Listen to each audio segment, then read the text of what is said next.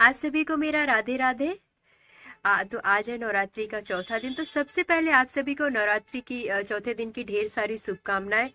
चौथे दिन पे हम माँ दुर्गा के स्वरूप माता कुष्मांडा माता जी की पूजा अर्चना, उनकी उपासना करते हैं, जिन्होंने ब्रह्मांड की रचयिता है, जिन्होंने ब्रह्मांड की रचना की थी। तो आज की जो कथा है वो आपको सुबह हम सुनाएंगे, क्योंकि मेरी तबीयत थोड़ी सही नहीं चल रही है।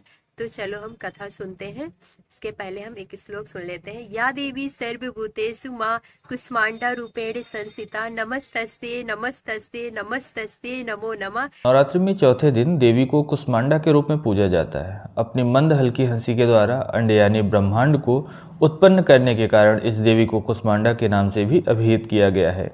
जब सृष्टि नहीं थी, चारों तरफ सिर्फ और सिर्फ अंधकार ही था, तब इस देवी ने अपने इसात हास्य से ब्रह्मांड की रचना की थी। इसलिए इन्हें सृष्टि की आदि स्वरूपा या आदिशक्ति भी कहा गया है। इस देवी की 8 भुजाएं हैं, इसलिए अष्टभुजा कहलाई। इनके 7 हाथों में क्रमशः कमंडल, धनुष, बाण, कमल, पुष्प, अमृतपूर्ण कलश, चक्र तथा गदा है। 8वें हाथ में सभी सिद्धियों और निधियों को देने वाली जपमाला भी है। अब आते हैं माँ कुष्मांडा की कथा के बारे में। पौराणिक कथा के अनुसार जब सृष्टि का कोई अस्तित्व ही नहीं था, चारों ओर अंधकार ही अंधकार था, तब एक ऊर्जा गोले के रूप में प्रकट हुआ। इस गोले से बेहद तेज प्रकाश उत्पन्न हुआ और देखते ही देखते ये नारी के रूप में परिवर्तित हो गया। माता ने सबसे पहले 3 देवियों को निर्माण किया। पहला है महाकाली, दूसरा है महालक्ष्मी और महासरस्वती।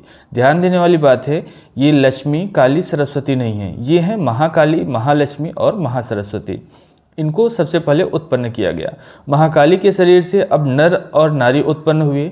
नर के 5 सिर थे और 10 हाथ थे, उनका नाम शिव रखा गया। और नारी का 1 सिर था और 4 हाथ थे, उनका नाम सरस्वती रखा गया। अब जो महालक्ष्मी होती है, महालक्ष्मी के भी शरीर से एक नर और एक नारी का जन्म हुआ। नर के 4 हाथ थे, 4 सिर थे, उनका नाम ब्रह्मा रखा गया और नारी का नाम लक्ष्मी रखा गया। अब आते हैं महासरस्वती की बारी। अब महासरस्वती के शरीर से एक नर और एक नारी का जन्म हुआ। नर का 1 सिर था और 4 हाथ थे, उनका नाम विष्णु रखा गया। और जो महिला थी, जो नारी थी, उनके 1 सिर थे और 4 हाथ थे, उनका नाम शक्ति रखा गया। इसके बाद माता ने ही शिव को पत्नी के रूप में माता शक्ति को दिया, विष्णु को पत्नी के रूप में लक्ष्मी को दिया और ब्रह्मा को पत्नी के रूप में सरस्वती को प्रदान की। ब्रह्मा को सृष्टि की रचना, विष्णु को पालन और शिव की संहार करने का जिम्मा सौंपा जाता है। इस तरह संपूर्ण ब्रह्मांड की रचना माँ कुष्मांडा ने की। ब्रह्मांड की रचना करने की शक्ति रखने वाली माता को कुष्मांडा के नाम से भी जाना गया है। ये तो हुआ सृष्टि की रचना की, सृष्टि के संचालन का जन्म कैसे हुआ। अब आते हैं फिर से अपने माता कुष्मांडा की तरफ। माता कुष्मांडा का वाहन जो है वो सिंह है और इन्हें कुम्हड़े की बलि प्रिय है। संस्कृत में कुम्हड़े को कुष्मांड कहते हैं, इसलिए इस देवी को कुष्मांडा भी कहा जाता है। इस देवी का वास सूर्यमंडल के भीतर लोक में है। सूर्य लोक में रहने की शक्ति, क्षमता केवल इन्हीं में है, इसलिए इनके शरीर की कांति और आभा प्रभा सूर्य की भांति दैदीप्यमान है।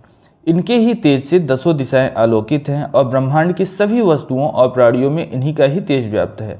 अचंचल और पवित्र मन से नवरात्रि के चौथे दिन इस देवी की पूजा आराधना करना चाहिए। इससे भक्तों को रोगों और शोकों का नाश होता है तथा उसे आयु, यश, बल और आरोग्य प्राप्त होता है। ये देवी अत्यल्प सेवा और भक्ति से ही प्रसन्न होकर आशीर्वाद देती हैं। सच्चे मन से पूजा करने वाले को सुगमता से परम पद की प्राप्ति भी होती है। विधि विधान से पूजा करने पर भक्त को कम समय में ही कृपा, सूक्ष्म भाव अनुभव होने लगता है।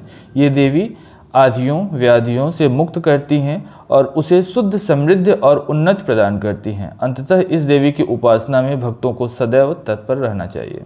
ये था माता कुष्मांडा के बारे में कुछ चीज़ें जिसे आपको पता होनी चाहिए। आशा करता हूँ कि आज की कथा माता कुष्मांडा की उत्पत्ति और सृष्टि की उत्पत्ति के बारे में, जो त्रिदेव हैं उनकी उत्पत्ति कैसे हुई, ये सब जान के आपको अच्छा लगा होगा।